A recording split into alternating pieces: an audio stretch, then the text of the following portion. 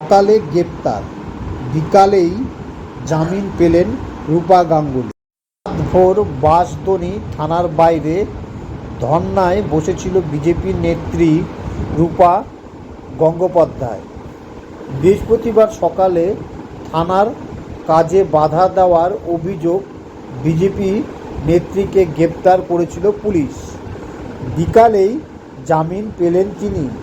পথ দুর্ঘটনায় ছাত্র মৃত্যুতে দোষীদের গ্রেপ্তারের দাবিতে বিজেপি নেত্রী রূপা 14 ঘণ্টা অবস্থান বিক্ষোভ করেন বাঁশদ্বনী থানার বাইরে।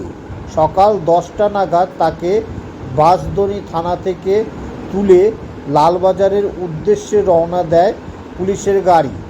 এদিন দুপুরে আলিপুর আদালতে হাজির করা হয় তাকে।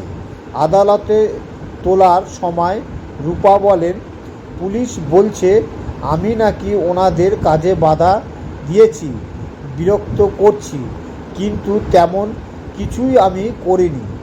এসব কেন বলা হচ্ছে তাও জানি না। আমি শুধু থানায় ধর্নায় বসেছিলাম।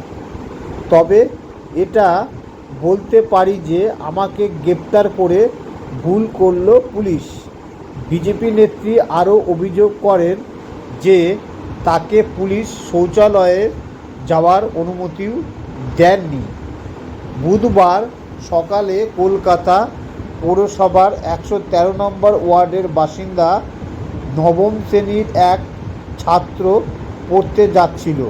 সে সময় রাস্তা সারাইয়ের কাজ চলছিল সেখানে।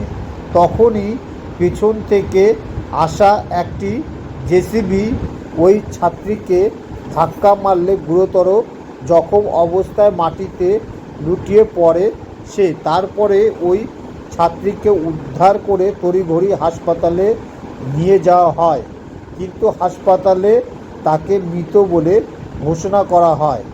এই ঘটনার পর অশান্ত হয়ে ওঠে বাঁশদ্বনীর পরিস্থিতি।